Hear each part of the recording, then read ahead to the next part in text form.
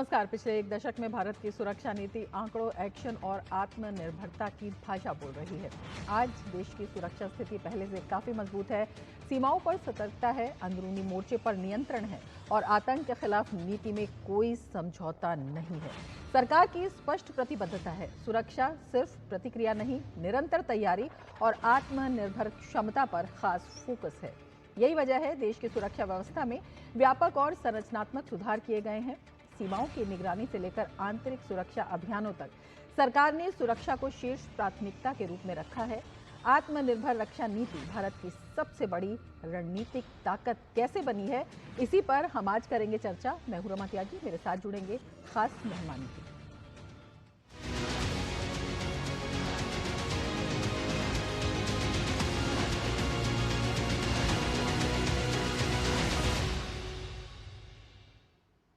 तो पिछले 11 वर्षों में भारत की राष्ट्रीय सुरक्षा सिर्फ मजबूत नहीं हुई है, बल्कि उसका डीएनए ही बदल गया है। रक्षा क्षेत्र में आत्मनिर्भरता, आतंकवाद पर जीरो टॉलरेंस और सीमा पार स्पष्ट रेड लाइंस। मोदी सरकार के दौर में भारत डिफेंसिव स्टेट नहीं, डिटरेंट पावर बन चुका है। देखिए ये खास रिपोर्ट। पहलगाम आतंकी हमले के बाद भारत ने वही किया जो नया भारत करता है, सीधा, सटीक और सीमाओं से परे। ऑपरेशन सिंदूर के दौरान भारतीय सेना ने पाकिस्तान और पीओजेके में आतंकी ठिकानों पर प्रिसीजन ड्रोन स्ट्राइक्स कर नेटवर्क को ध्वस्त किया। 100 से ज्यादा आतंकवादी ढेर और पाकिस्तान के जवाबी ड्रोन मिसाइल हमलों को भारत के स्वदेशी एयर डिफेंस और काउंटर ड्रोन सिस्टम ने हवा में ही नाकाम कर दिया। मैसेज साफ था, भारत अब रिएक्ट नहीं, न्यूट्रलाइज करता है। पिछले 10 वर्षों में भारत की राष्ट्रीय सुरक्षा सिर्फ मजबूत नहीं हुई है, बल्कि उसका डीएनए बदल गया है। रक्षा क्षेत्र में आत्मनिर्भरता, आतंकवाद पर जीरो टॉलरेंस और सीमा पार स्पष्ट रेड लाइंस। मोदी सरकार के दौर में भारत डिफेंसिव स्टेट नहीं, डिटरेंट पावर बन चुका है। यह कोई अपवाद नहीं था। उरी के बाद सर्जिकल स्ट्राइक, पुलवामा के बाद बालाकोट एयर स्ट्राइक, इन कार्रवाइयों ने भारत की नई सैन्य सोच स्थापित की। पहले सबूत दिए जाते थे, अब परिणाम दिखाए जाते हैं।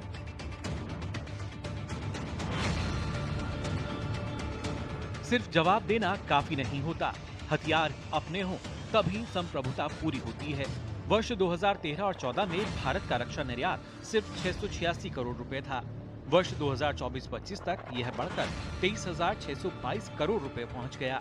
एक दशक में भारत दुनिया के टॉप डिफेंस एक्सपोर्टर्स की सूची में आया। डीएपी 2020, आईडेक्स, टीडीएफ और मेक इन इंडिया ने ड्रोन, एआई, इलेक्ट्रॉनिक वॉरफेयर और मिसाइल सिस्टम में स्वदेशी क्षमता को निर्णायक बढ़त दी।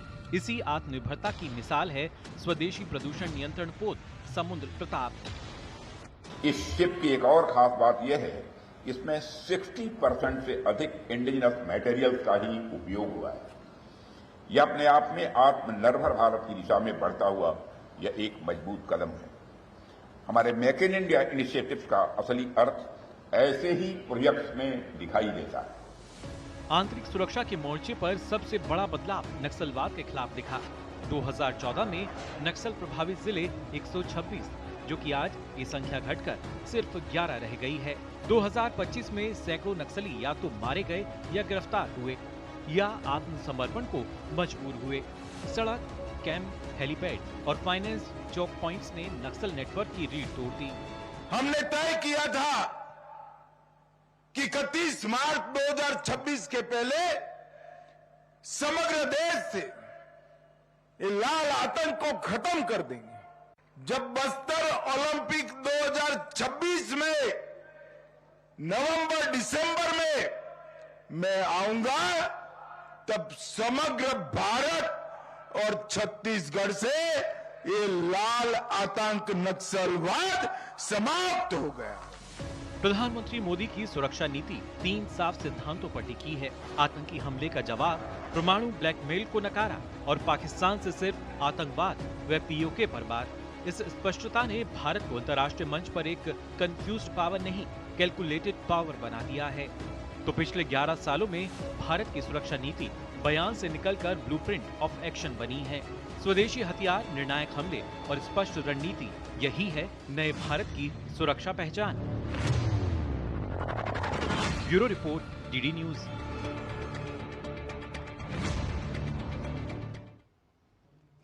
और भारत की जो सुरक्षा स्थिति है, जो तस्वीर बदली है, इसी पर हम चर्चा करेंगे। हमारे साथ लेफ्टिनेंट जनरल एस.ए. हसनैन इस वक्त जुड़ चुके हैं, रणनीतिक एवं रक्षा विशेषज्ञ हैं। बहुत स्वागत है आपका लेफ्टिनेंट हसनैन। सबसे पहले आपसे यही जानना चाहेंगे, कहा जा रहा है कि रक्षा सुरक्षा की एक तस्वीर नहीं बदली है बल्कि उसका डीएनए ही बदल गया है। किस तरह से इस बदलाव को आप देखते हैं, क्या कुछ इसका असर देखते हैं? नमस्कार। सबसे पहले तो मैं सब सुनने वालों को, देखने वालों को 2026 की शुभकामनाएं भेजता हूं, और आपको भी रमा जी। 2014 में जब नई सरकार आई थी तो उसी वक्त से एक कॉन्सेप्ट शुरू किया था कि हमें अगर 130 बिलियन, 130-150 बिलियन डॉलर खर्च करके और अपने आप को आधुनिक बनाना है तो ज्यादा अच्छा है कि हम उसको अपने घर में ही बनाएं, उसकी मैन्युफैक्चरिंग उन आलों की यहीं भारत के अंदर करें। इसी से पैदा हुआ था आत्मनिर्भरता का पूरा कॉन्सेप्ट, आइडिया। और बड़ी खुशी होती है देखकर के 12 साल के अंदर हम कहां से कहां पहुंच गए हैं।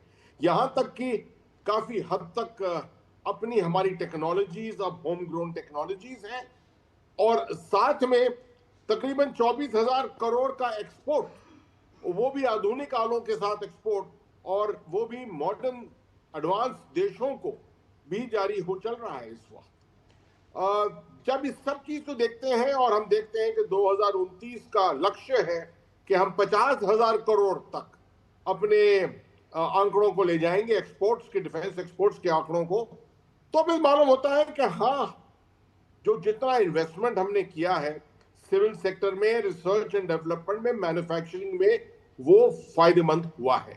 और ऑपरेशन सिंदूर के दौरान हमने देखा 2025 में कि उस 88 घंटे में किस तरीके से हमारी अपने आले जो थे, ब्रह्मोस मिसाइल एक एग्जाम्पल के तौर पर, किस तरह से उसने दुश्मन के ऊपर नष्टता पाई, किस तरह से जीत पाई, किस तरह से पाकिस्तान को 88 घंटे के अंदर हार माननी पड़ी। बिल्कुल। आपसे ये भी समझना चाहेंगे, जिस तरह से आपने बताया है आत्मनिर्भर भारत रक्षा क्षेत्र में, और अपने आप में एक बड़ी तस्वीर इसमें भी उभरती हुई देखती है। इसे कहा जा सकता है कि ये भारत की सुरक्षा का मल्टीप्लायर बन चुका है, एक जिसे कहते हैं कि एक बड़ी ख़ास इमेज जो है अब वर्ल्ड पर्सपेक्टिव पर भी भारत की देखी जा रही है। 3 आपने घटनाओं का भी जिक्र किया है।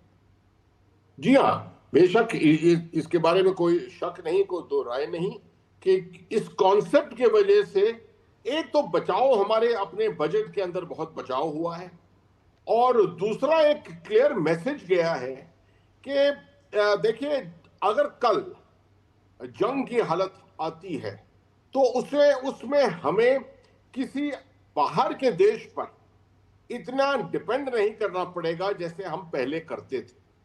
मिसाल के तौर पे मैं आपको बताता हूं कि जैसे यूक्रेन में लड़ाई अभी जारी है, इतना ज्यादा एमुनिशन यूक्रेन में फायर किया गया है कि पूरे यूरोप का और पूरे अमेरिका का एमुनिशन खत्म हो गया है, और यूक्रेन के पास खुद अपनी काबिलियत नहीं है कुछ यूक्रेन एमुनिशन बनाने की। उसे पाकिस्तान के पास जाना पड़ा एमुनिशन को इंपोर्ट करने के लिए। ये हालत कभी भारत में, मैं नहीं समझता हूं कि ये हालत आ सकती है, क्योंकि हमारे पास काबिलियत है, जो हमको चाहिए, जो सिस्टम्स हमको की जरूरत है, जो एमुनिशन की हमको जरूरत है, और कितने दिनों की लड़ाई के बारे में हम अपना अनुमान लगाते हैं, उसके लिए हम तो पूरी तरीके से आत्मनिर्भर हैं। और ये एक बहुत बड़ा मैसेज दुनिया को जाता है। आपसे ये भी समझना चाहेंगे कि ये जो हम बाहरी सुरक्षा की अभी बात कर रहे हैं, आंतरिक सुरक्षा पर भी हम आएंगे, इसमें जो इस तरह का बदलाव आया है, ये अपने आप में प्रधानमंत्री ने जो 5 नीतियां दी, वो कितनी जिम्मेदारी इसकी हैं बाहरी सुरक्षा की मजबूती के लिए, चाहे आतंकवाद को लेकर हो, चाहे आतंकवादी ठिकानों को नष्ट करने को लेकर हो। 5 जो सिद्धांत प्रधानमंत्री के हैं, वो कितना इसको मजबूती देते हुए दिखाई देते हैं? जी हाँ, बिल्कुल।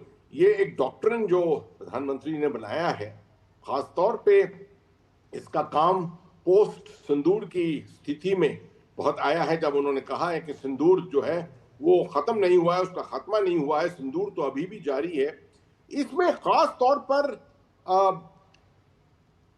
टेररिज्म के खिलाफ, दहशतगर्दी के खिलाफ जिस तरीके से हमने अपनी नॉन टॉलरेंस, इंटॉलरेंस दिखाया है कि किसी भी हालत में अगर कोई भी टेररिस्ट एक्शन होगा तो उसका जवाब, उसको एक तरह से लड़ाई की स्थिति मानी जाएगी और उसका जवाब जो है वो लड़ाई की स्थिति में वापस दिया जाएगा।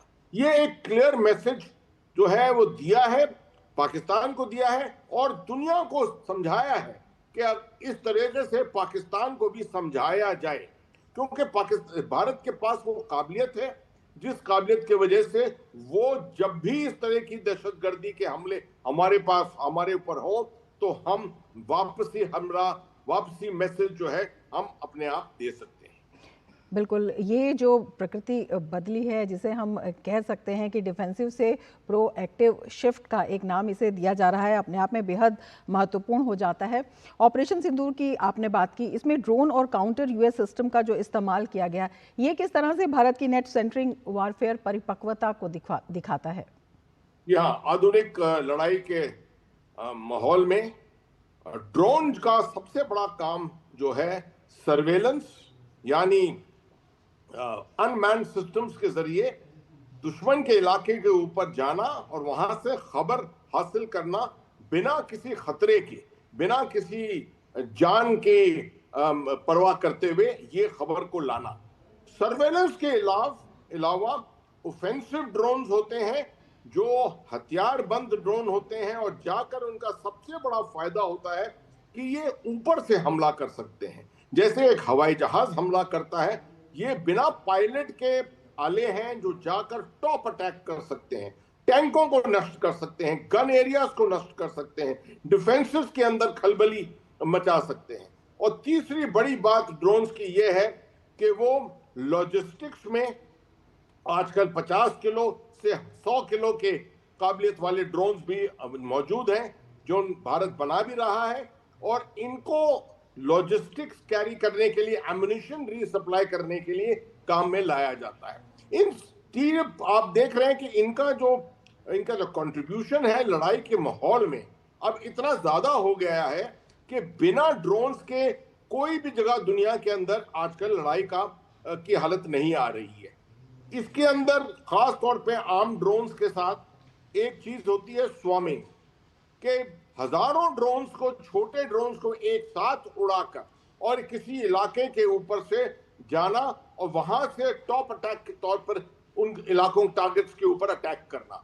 इसमें जो है तकरीबन नामुमकिन हो जाता है दुश्मन को ये समझना कि कौन से ड्रोन्स ऐसे आर्म ड्रोन्स हैं, कौन से ड्रोन्स हैं जिनके खिलाफ आपको टारगेटिंग करनी पड़ती है। तो ये कॉन्सेप्ट अभी भी बन रहे हैं। भारत इसके अंदर एक आधुनिक तौर के पर काफी एडवांस हो चुका है। हमारे सिविल सिस्टम्स जो हैं, स्टार्टअप्स जो हैं, बेंगलोर, दिल्ली, हैदराबाद ऐसी जगहों पर, बहुत सी जगहों पर ये इसके अंदर मौजूद हैं और साथ साथ मैन्युफैक्चरिंग कर रहे हैं। इसके अलावा ड्रोन्स का इस्तेमाल खासतौर पे डिजास्टर के अंदर, जब भी कोई आपदाएं आती हैं तो उसके अंदर भी एक सिक्योरिटी के तौर पर लॉजिस्टिक्स का काम वहां पर भी किया जा सकता है। तो मैं समझता हूं कि अभी तो ये शुरुआत है। हम इस अगले 10 साल में देखेंगे कि लड़ाई का जो पूरा फेस है, पूरा जो उसका चेहरा है, वो बदलने वाला है ड्रोन्स के जरिए। बिल्कुल, रक्षा क्षेत्र में जो आत्मनिर्भरता है वो कई पहलुओं से बेहद महत्वपूर्ण है। चर्चा हम जारी रखेंगे, लेकिन वक्त हो चला है एक ब्रेक का। आप जुड़े रहिए डीडी न्यूज़ के साथ। LIC युवा प्रोफेशनल्स के लिए लाए हैं नवजीवन श्री। करें नियमित प्रीमियम का भुगतान, जीवन बीमा का आनंद लें, प्राप्त करें प्रीमियम के प्रतिशत पर गारंटीकृत एडिशंस, अपने वित्तीय लक्ष्यों के अनुरूप मैच्योरिटी पर गारंटीकृत धनराशि पाएं। मौजूदा पॉलिसी धारकों के लिए आकर्षक अतिरिक्त लाभ आज ही खरीदें। जब धरती चीर कर निकलता है लोहे का पत्थर और मिलता है मोंगिया के जोश से, फिर तपता है, पिघलता है और बनता है फौलाद। अब होता है सरिया सारी खूबियों के साथ। मोंगिया स्टील, मजबूत देश का मजबूत सरिया। ब्रेक के बाद फिर से आपका स्वागत है और हमारे साथ खास मेहमान इस वक्त जुड़े हुए हैं। लेफ्टिनेंट हसन, आपसे ये भी समझना चाहेंगे, जब हम आत्मनिर्भर भारत की बात करते हैं, विशेषकर रक्षा क्षेत्र में तमाम क्षेत्रों की बात आपने कही है, आज हम आयात पर हमारी निर्भरता कम नहीं हुई है बल्कि हम 100 से ज़्यादा देशों को निर्यात भी कर रहे हैं। ये अपने आप में एक बड़ी बानगी इसकी दिखाता है। आपसे ये भी समझना चाहेंगे, जब इस लेवल पर हम मजबूत होते हैं तो ऑपरेशनल रेडीनेस जो है ये किस लेवल की हो जाती है और इसका क्या महत्व है? देखिए, ऑपरेशनल रेडीनेस के बहुत से पहलू होते हैं। इनमें सबसे पहले तो मैं समझता हूं कि आपकी मैन पावर की काबिलियत, और हाल ही में सरकार ने एक नई मैन पावर पॉलिसी भी बनाई है अग्निवीर की लेने की, जिससे कि सरकार को पैसे की बचत भी हुई है, साथ में एम्प्लॉयमेंट अपॉर्चुनिटीज भी बढ़ी हैं, और साथ में मैन पावर पॉलिसी के साथ साथ हमें देखना पड़ता है कि रिसोर्स कैपेबिलिटी क्या है। मिसाल के तौर पर एम्युनिशन की, कुछ साल पहले 15 साल पहले भारत के अंदर एम्युनिशन की बहुत कमी थी, वो कमी जो है आज दूरी हो चुकी है उसकी। साथ में हथियार जो है आपके, बहुत जल्दी लड़ाई के क्षेत्र में हथियार जो होते हैं वो पुराने हो जाते हैं, डेटेड हो जाते हैं, और जरूरी होता है कि टेक्नोलॉजीज का एडवांसमेंट करते रहें, रिसर्च एंड डेवलपमेंट होता रहे।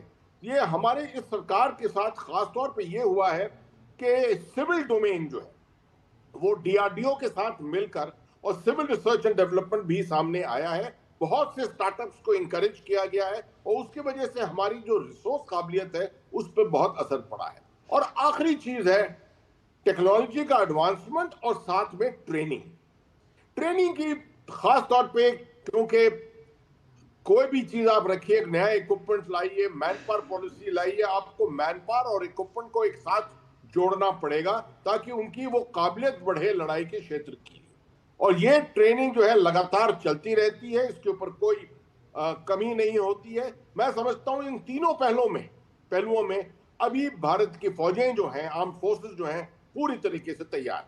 बिल्कुल। एक सवाल आपसे और करना चाहेंगे, सेना में ये जो स्वदेशी प्लेटफॉर्म्स की बढ़ती हिस्सेदारी है, अपने आप में इसका आप महत्व बता रहे हैं। जब हम मेंटेनेंस की बात करते हैं, सप्लाई की बात करते हैं और कॉम्बैट सस्टेनेबिलिटी की बात करते हैं, तो ये कितना मजबूत इससे हो जाता है? बिल्कुल, बेशक। देखिए, लड़ाई के अंदर 12, 13, 14 दिन की शायद लड़ाई हो या और भी और ज्यादा हो सकती है, मगर इसके अंदर जो मटेरियल है, रिसोर्सेज हैं, इनका कंजम्पशन बहुत हाई लेवल का होता है, खास तौर पे एम्युनिशन का, और साथ में हार्डवेयर का, जो कि नष्ट होता है एरियल अटैक्स के अंदर, ग्राउंड अटैक्स के अंदर नष्ट हो जाता है। इनके रिप्लेसमेंट करना निहायत जरूरी है, और एक सप्लाई चेन को बनाए रखना निहायत जरूरी है। अगर आपके पास इंटरनल रिसोर्स मैन्युफैक्चरिंग कैपेबिलिटी नहीं है या आत्मनिर्भरता नहीं है आपके पास, तो आपकी डिपेंडेंसी जो है वो एक इंपोर्ट एक्सपोर्ट पर होगी। आप मिसाल के तौर पर 1999 में जब कारगिल की लड़ाई हुई थी, तो बोफोर्स का एम्युनिशन जहां था उसके अंदर बहुत कमी पेशी आई थी, और हमें साउथ अफ्रीका के पास जाना पड़ा, हमें स्वीडन के पास जाना पड़ा, और दुगनी कीमतों पर वो चीजों को खरीदना पड़ा। आज हमने जो है अपने रिसोर्स कैपेबिलिटी और सप्लाई चेन को काफी आधुनिक बना लिया है, जिसकी वजह से वो हालतें शायद ना पेश आए। बिल्कुल, आप हमारे साथ जुड़े रहिए। हमारे संवाददाता विशाल बैरिस्टो भी हमारे साथ जुड़े हुए हैं। विशाल, आपसे समझना चाहेंगे, जिस तरह से पिछले 10 सालों में रक्षा और सुरक्षा की स्थिति में आमूलचूल परिवर्तन आया है, चाहे हम सीमा की बात करें, चाहे हम आंतरिक सुरक्षा की बात करें, तस्वीर एक बड़े पैमाने पर बदली है। किस तरह से देखते हैं अब सुरक्षा के क्षेत्र में आत्मनिर्भर भारत को? देखिए ना, जिस तरह से जनरल हसनैन ने समझाया कि किस तरह से सप्लाई चेन एक बहुत बड़ा फैक्टर है, जिसके मद्देनज़र प्रधानमंत्री नरेंद्र मोदी ने एक विजन दिया इंडिया को कि हमें सेल्फ रिलायंट होना पड़ेगा डिफेंस सेक्टर के अंदर। और अभी जो लेटेस्ट एग्जाम्पल है वो है मिशन सुदर्शन चक्र, यानी कि 100% इंडिजिनस होगा, ऑफेंसिव और डिफेंसिव दोनों मोड पे ये जाएगा। और इसके अंदर जो हमारा DRDO है उसके अंदर वो अहम भूमिका निभाएगा, और हमारे स्टार्टअप्स का भी इस पर बहुत बड़ा रोल होगा। ये ना सिर्फ एम्प्लॉयमेंट जनरेट करेगा बल्कि हमारे पूरी कंट्री के लिए एक ऐसा सुदर्शन चक्र बनाएगा, यानी कि एक ऐसा शील्ड बनाएगा जो डिफेंड भी करेगा और अटैक भी करेगा। तो ये जो विज़न है, जब गवर्नमेंट ने आपको एक विज़न दिया, उसके तहत हमने ये तमाम चीज़ें देखी, हमने तमाम चीज़ें सोची और हमने ऑपरेशन सिंदूर में देखा किस तरह से हमारा आत्मनिर्भरता का जो पहल है वो किस तरह से काम आई और 10 साल की तैयारी किस तरह से काम आई, क्योंकि अब दुनिया तेज़ी से बदल रही है और जिस तरह से जियोपॉलिटिकल सिचुएशन लगातार बदलती जा रही है, कभी भी कोई साल ऐसा नहीं जा रहा है जब पूरी दुनिया में डिस्टर्बेंस ना हो। ऐसे में सप्लाई चेन को रेजिलिएंट बनाना और ख़ास तौर से टेक्नोलॉजी अपने पास रखना, अपनी इंडिजिनस टेक्नोलॉजी को डेवलप करना, ये तमाम चीज़ें हैं जिसके मद्देनज़र पिछले 10 साल भारत के लिए बहुत अच्छे रहे हैं। लेकिन अभी एक लंबा सफ़र तय करना बाकी है। अभी हम 100 बिल्कुल, लेकिन उसका एक रोड मैप जो है वो बनता हुआ, मजबूत रोड मैप बनता हुआ दिखाई देता है। अरविंद गुप्ता जी भी हमारे साथ जुड़ गए हैं, निदेशक हैं विवेकानंद इंटरनेशनल फाउंडेशन और पूर्व उपराष्ट्रीय सुरक्षा सलाहकार भी हैं। अरविंद जी, बहुत स्वागत है आपका हमारे इस कार्यक्रम में। आपसे समझना चाहेंगे, जिस तरह से हम लगातार बात कर रहे हैं, भारत की जो क्षमताएं हैं वो बढ़ रही हैं, भारत जो है आत्मनिर्भर सुरक्षा के क्षेत्र में हो रहा है। इसके अलावा आंतरिक सुरक्षा की जब हम बात करते हैं तो उस मोर्चे पर आप क्या कुछ स्थिति देखते हैं? हमारे सामने जम्मू कश्मीर है, वहाँ पर जिस तरह से आंतरिक सुरक्षा की एक बानगी देखने को मिली है, इसके साथ ही छत्तीसगढ़ को अगर हम देखते हैं या फिर हम नक्सल प्रभावित इलाकों को देखते हैं, सरकार ने इससे लेकर एक बड़ी घोषणा भी की है। तो ये जो विजन है ये अपने आप में कितना पावरफुल रहा है? देखिए, जो नक्सल फ्रंट के ऊपर हमें सफलताएं मिली हैं ये तो एक बहुत सराहनीय है। और जो अभी हाल ही में बड़ी बड़ी सफलता मिली है, लगता है कि नक्सल का जो इफेक्ट है वो कुछ महीनों में, कुछ सालों में जल्दी ही खत्म हो जाएगा। और ये इस तरह से हुआ कि पिछले कई सालों से बहुत ही एक सोची समझी गई रणनीति के अंतर्गत इसमें इन्वेस्टमेंट किया गया है। पहले बात तो एक पूरा एक प्लान बना और उसके ऊपर एक एक्शन हुआ। हमारी सुरक्षा जो बल हैं उनकी ट्रेनिंग हुई और उनकी स्ट्रेटजी रणनीति में बदलाव लाए गए और हम फ्रंट में जाके, फॉरवर्ड इलाकों में जाके उन्होंने अपनी प्रेजेंस दी और एक बहुत सोची समझी रणनीति के अंतर्गत ये सब हुआ। तो ये एक बड़ी अच्छी एक खबर है।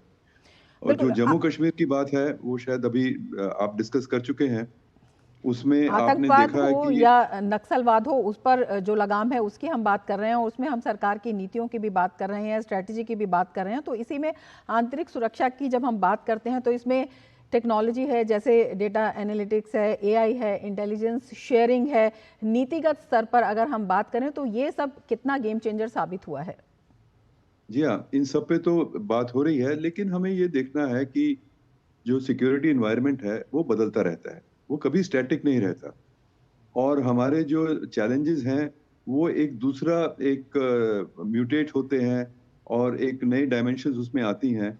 तो इसमें कहीं कॉम्प्लेसेंसी की बात नहीं है। तो अभी एआई आने की वजह से, नई टेक्नोलॉजी आने की वजह से आप ये भी देखिए कि टेररिस्ट के पास भी ये नई टेक्नोलॉजीज आ जाती हैं, बल्कि वो एक दो स्टेप्स हमें आगे रहते हैं। और हमारा जो टेररिज्म का रूप है वो, उसमें पाकिस्तान बड़ा गहरे रूप से इन्वॉल्व है।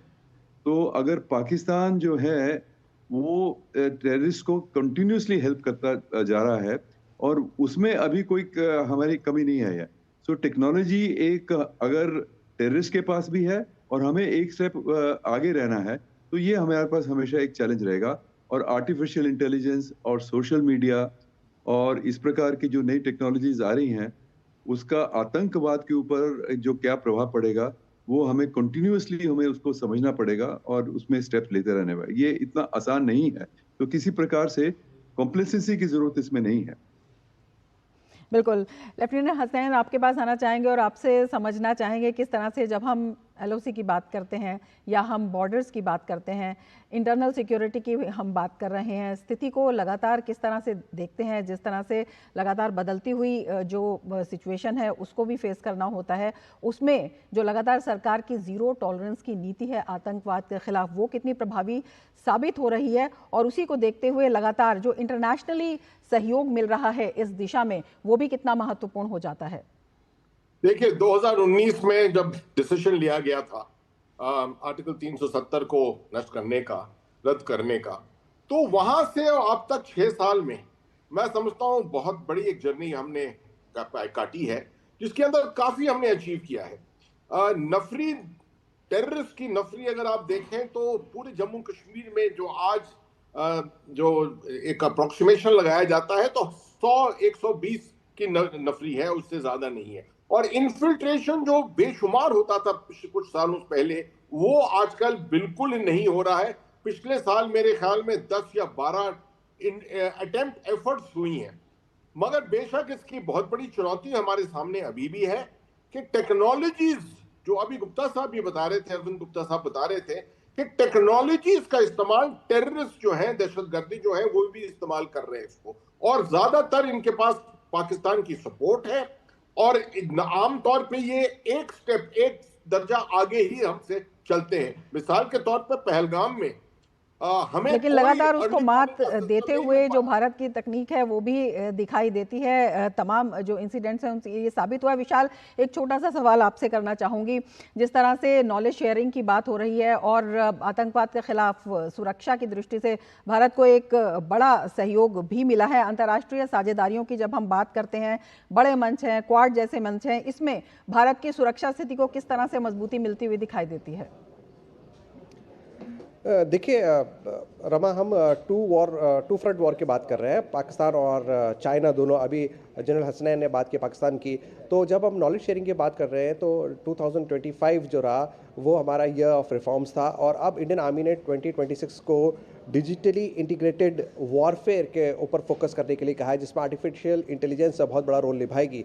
और जब आप बात कर रहे हैं आंतरिक सुरक्षा की और बाहरी सुरक्षा की, तो पहले ये होता था कि सब साइलोज में काम करते थे, आर्मी, नेवी, एयरफोर्स। हम थिएटराइजेशन की भी बात कर रहे हैं, लेकिन थिएटराइजेशन का मतलब सिर्फ ये नहीं कि आर्मी, नेवी, एयरफोर्स को इंटीग्रेट किया जाए, बल्कि अब DRDO, हमारी सेंट्रल पुलिस ऑर्गेनाइजेशंस, जिसमें हमारा BSF भी शामिल है, ITBP वगैरह हैं, ये सब, इनका भी एक बहुत बड़ा रोल रहेगा, NDRF और SDRF। और जहाँ तक आप बात कर रहे हैं कि इंटरनेशनल सपोर्ट की, वो हमारी एक बहुत ही बड़ी डिप्लोमेटिक विक्ट्री है, क्योंकि इंडिया अब एक फ्रंट रनर है, इनफैक्ट लीडर बन के उभरा है ग्लोबल साउथ का। तो ऐसे में जब बड़े बड़े मंचों पर भारत ये बात उठाता है, और इनफैक्ट ऑस्ट्रेलिया ने खुलकर पहलगाम अटैक का बिल्कुल विरोध भी किया था और भारत को सपोर्ट भी किया था, और बहुत से कंट्रीज़ हैं, हमने अपने डिप्लोमेटिक मिशंस भी वहाँ पर भेजे, उनको बताया कि किस तरह से हमने ये जो कार्रवाई की है वो it is against terrorism and not against the neighbouring country. तो उसकी हमें ज़रूर मदद मिली है, और ये इसलिए हो रहा है बिल्कुल एक बड़ी सफलता इस दिशा में भी कही जा सकती है। बहुत शुक्रिया विशाल, आपका बहुत शुक्रिया लेफ्टिनेंट हसनैन, और अरविंद जी आपका भी बहुत शुक्रिया हमसे जुड़ने के लिए और तमाम विचार हमारे दर्शकों के साथ साझा करने के लिए। और बेहद बड़ा रोड मैप भारत का, और लगातार इस दिशा में आगे बढ़ते जा रहे हैं, और साथ ही ये भी कि भारत अब कह के नहीं बल्कि करके दिखाता है। इसके साथ ही चर्चा में फिलहाल इतना ही, दीजिए इजाज़त, नमस्कार।